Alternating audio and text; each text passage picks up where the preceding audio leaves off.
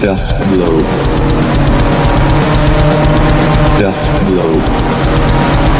Death blow.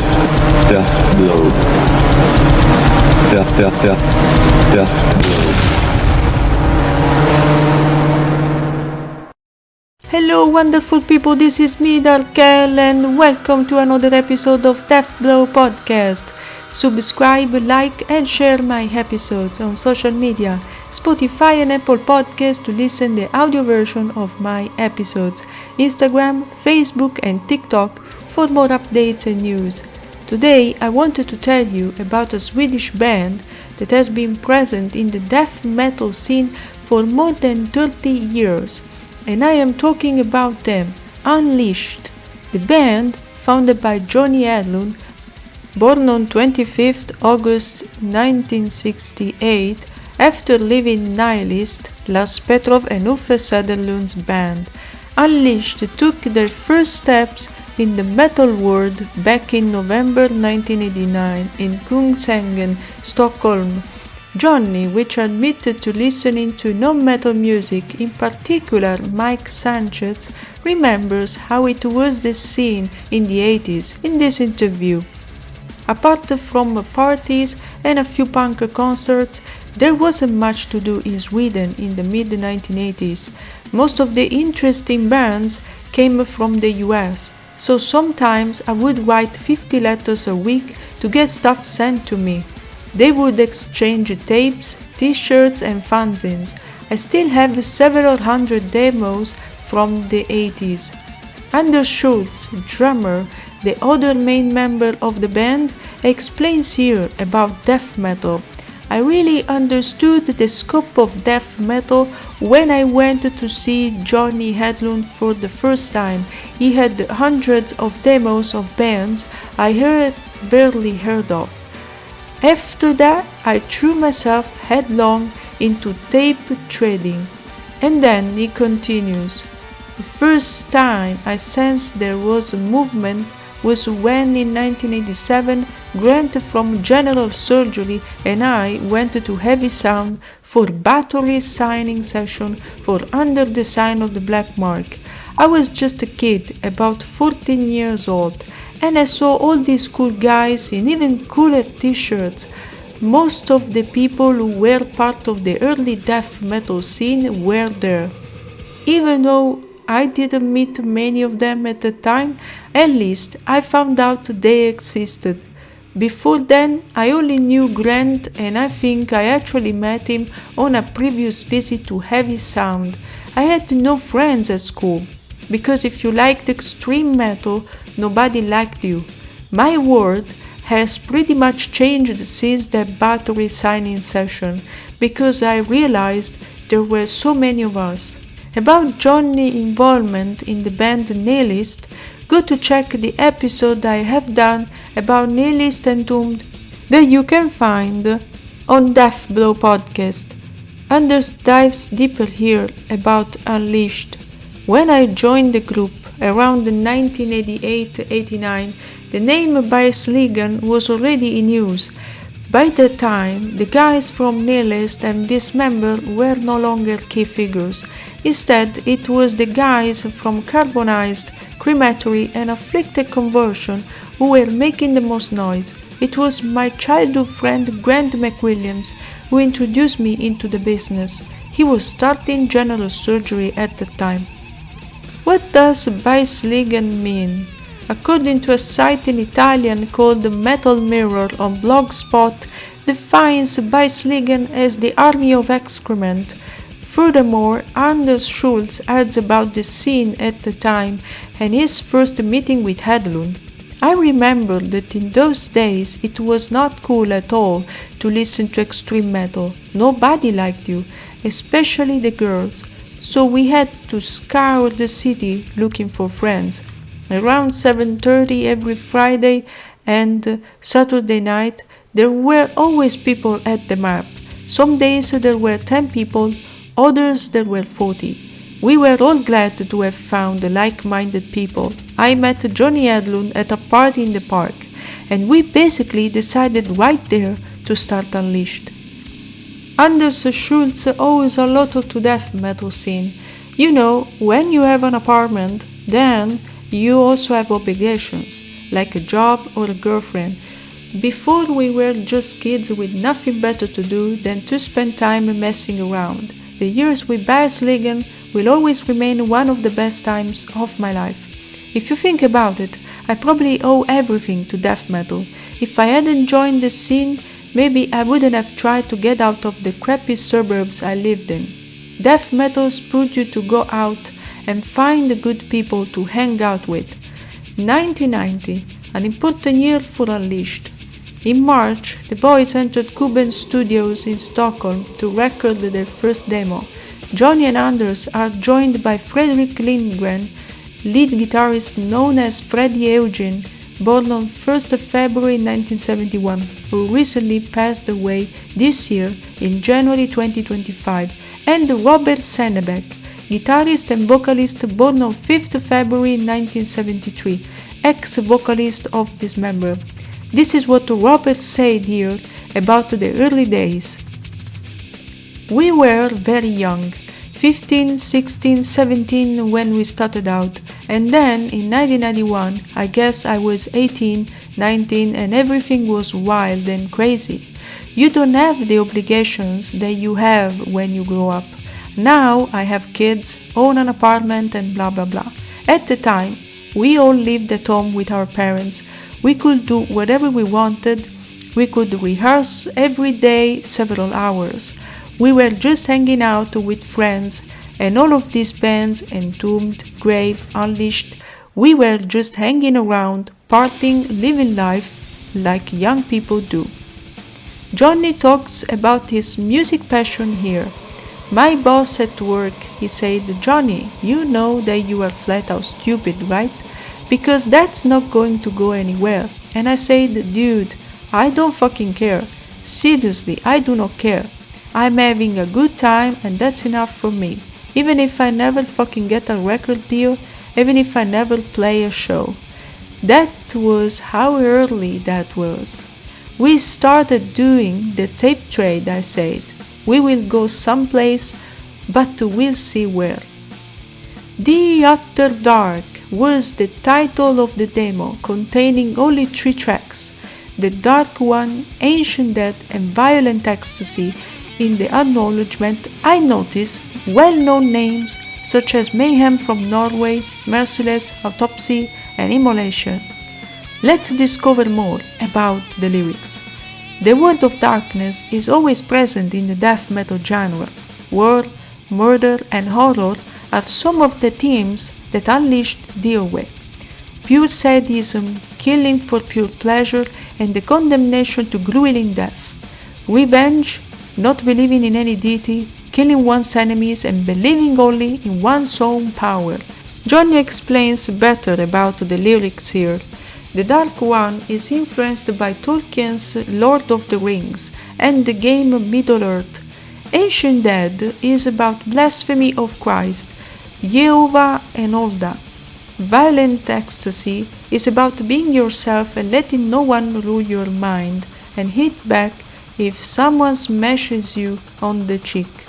Let us now go into more detail by analyzing the arrangement. As soon as it starts, you immediately notice the raw, pure death metal of those years. I really love the low guitars and dissonant chords. In contrast to more black metal bands like Mayhem, their sound is more reminiscent of the American death metal style. I admit that it is very good material and was well recorded in terms of quality, as opposed to other demos that were poorly recorded and almost impossible to listen to. The rest of the demo begins in a slow manner like a classic doom metal. Then it starts fast and Hedlund's voice is as hellish as ever. Unleashed do not focus on speed, but on the dark atmosphere of their songs. It reminds me of a famous Norwegian band Darkthrone, who although they don't have the speed, have managed to build a very important corner in black metal. This demo by Unleashed is not bad at all. On an arrangement level, it is really excellent. Anders Schulz, in an interview, revealed the lyrics themes.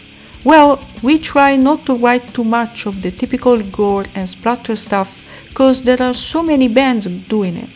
Personally, I'm really into gore and stuff, but I wouldn't want to write lyrics about it. Our lyrics are about things like role-playing, anti-religion and things like that, and in a way there is a lot of violence in them, but it's not totally meaningless gore.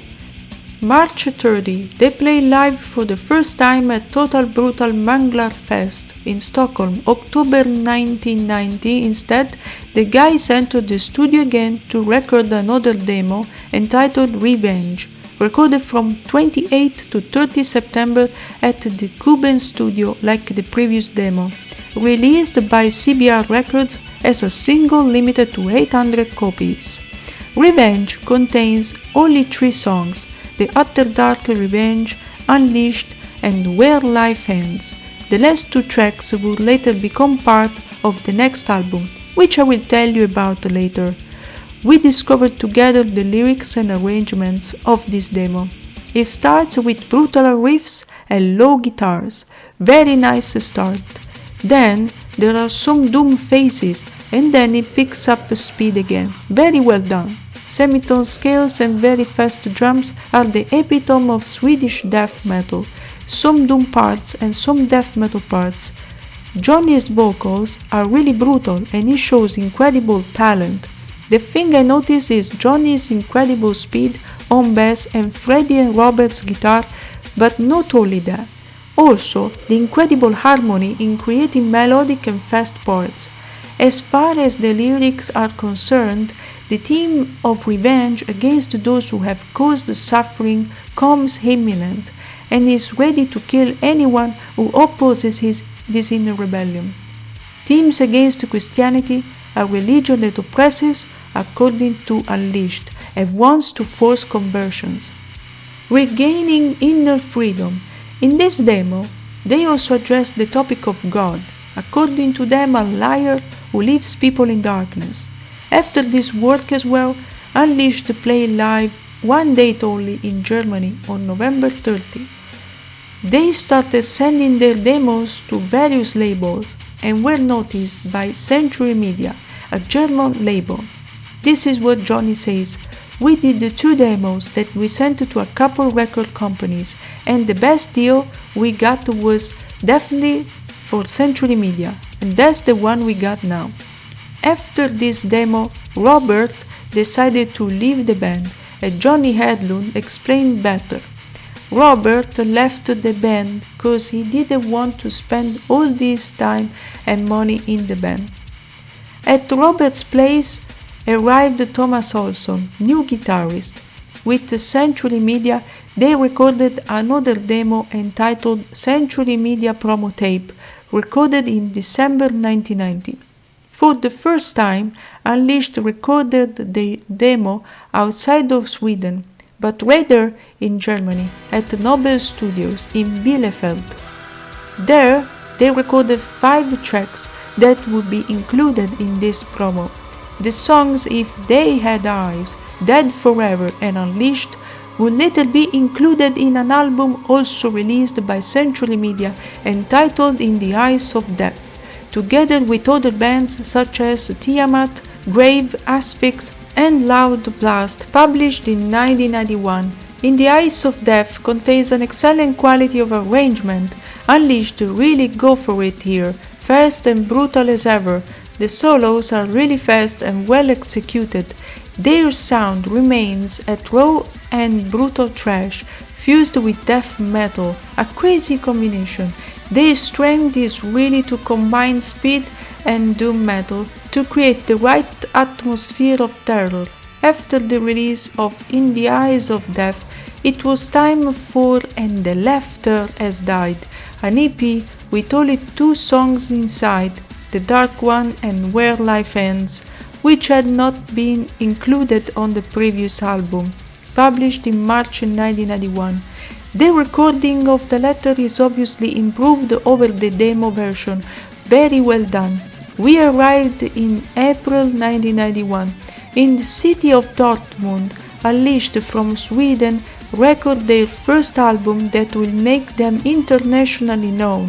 Hellish notes and dark vocals are recorded at Woodhouse Studios, because this release is truly special. Death metal fever had now broken out all over the world. Where No Life Dwells is the title, produced by Century Media founder Robert Kampf and Valdemar Sorikta. Photography by Jens Schmidt and cover art by Alex Herman, who has also worked with Asphyx, Borknagar, Edguy, Grave and Sodom, to name but a few.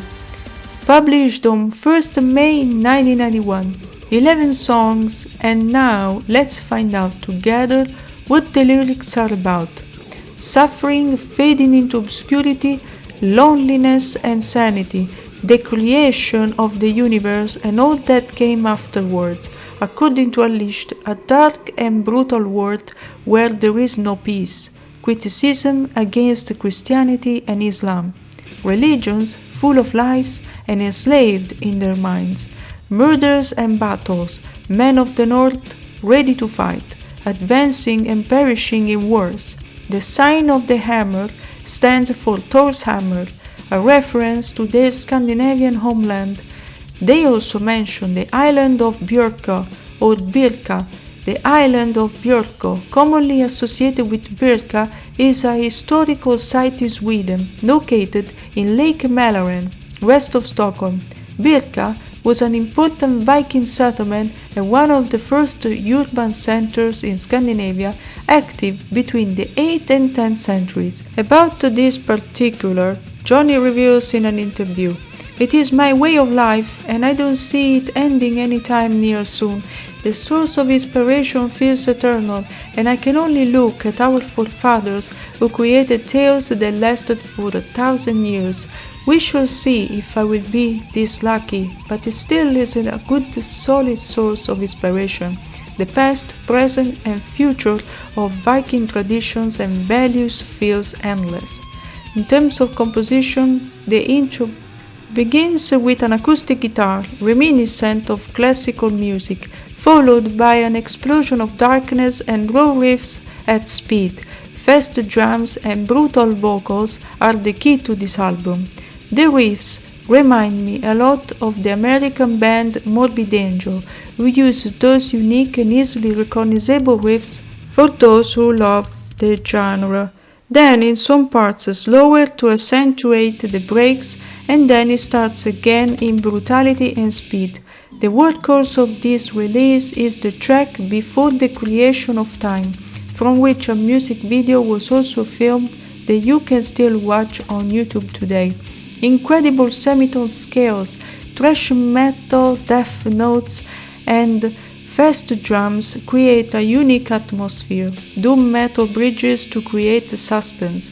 You can hear a lot of Black Sabbath influence on this album, and many passages are a clear tribute to them.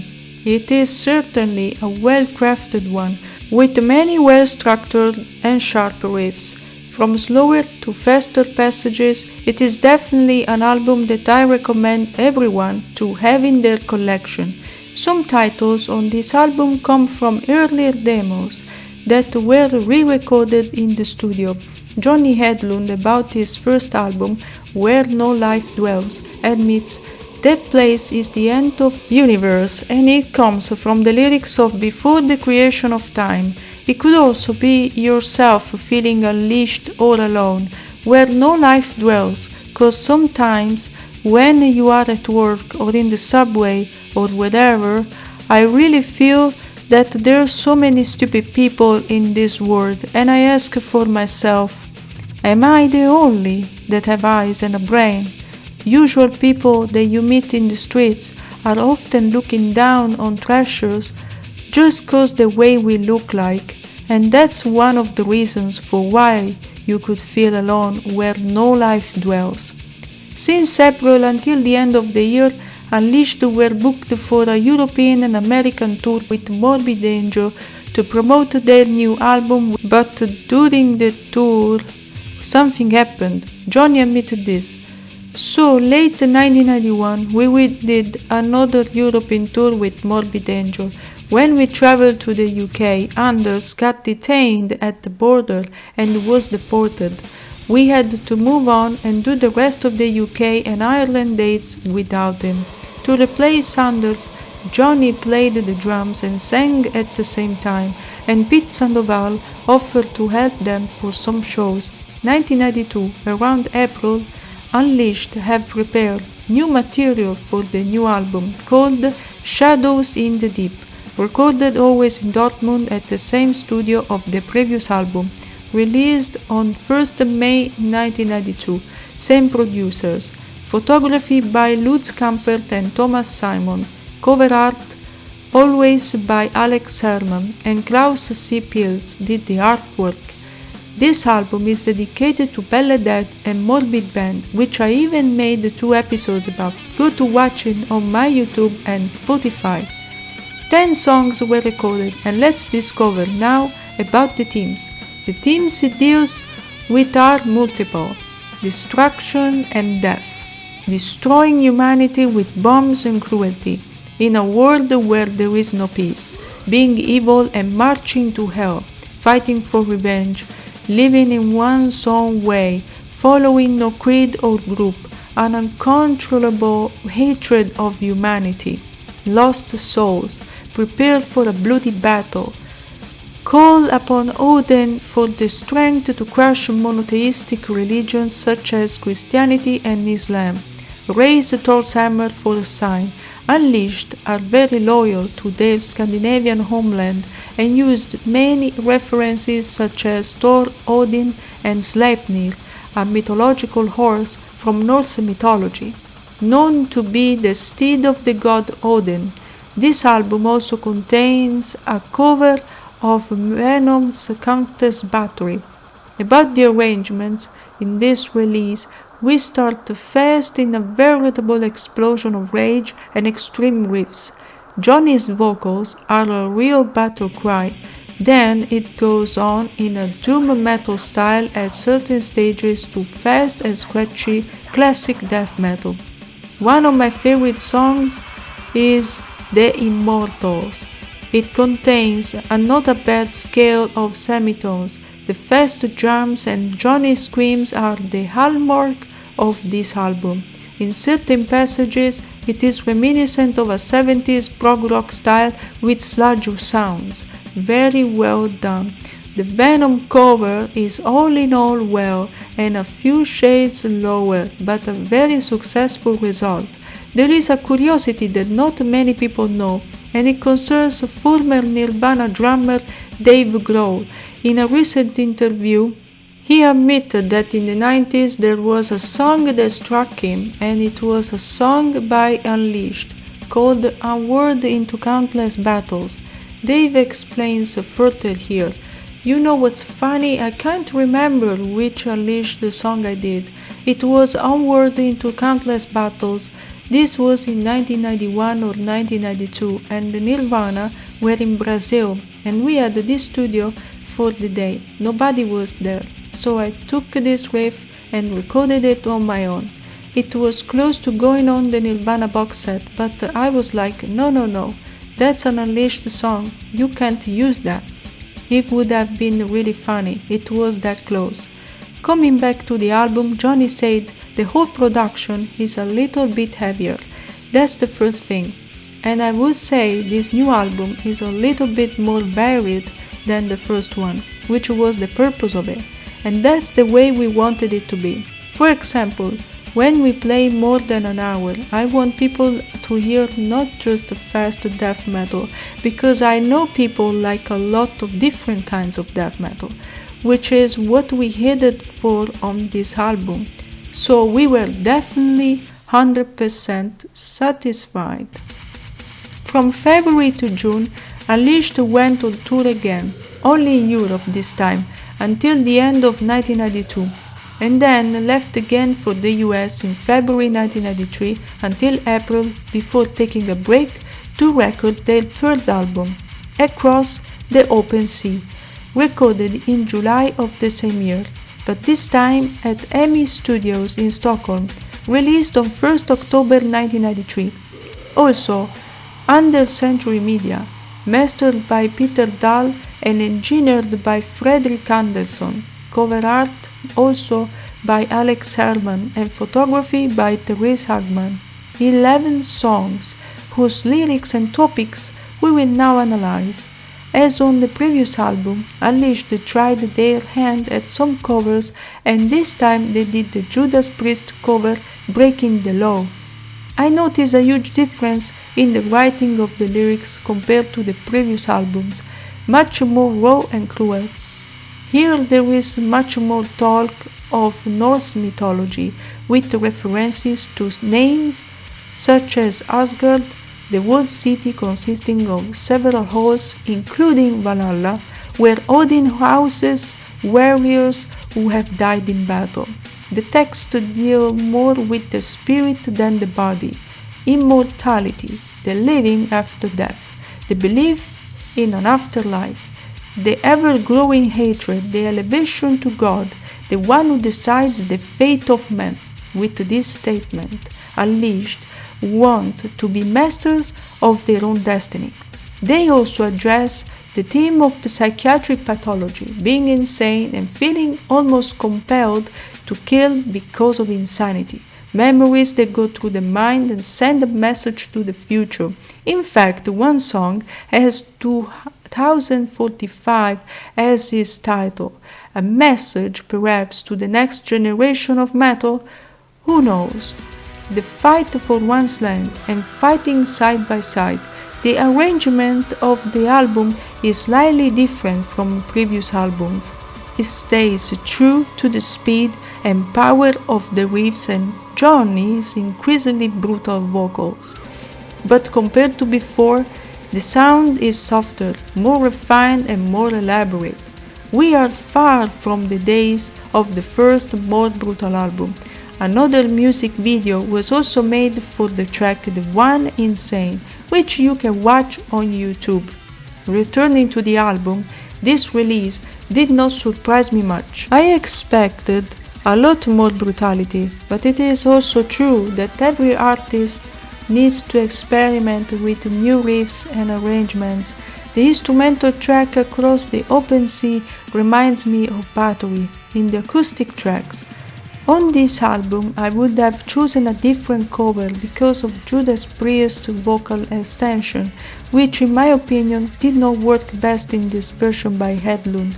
In October, after the release of the album, they released a live album entitled Unleashed Live in Vienna 93, recorded live on 19 January of the same year, released on 1st October 1993. Then another tour awaited them, only in Europe this time. In 1994, Unleashed preferred to focus on live performances from March until May, both in the States and in Europe, to promote the album. We arrived at the end of 1994. Unleashed entered EMI Studios in Stockholm again for a new release. The title is Victory, released on 27 February 1995. This will then be the last album with Fredrik on guitar. Photographs by Fredrik Becker, Linus H. and Hasse Z.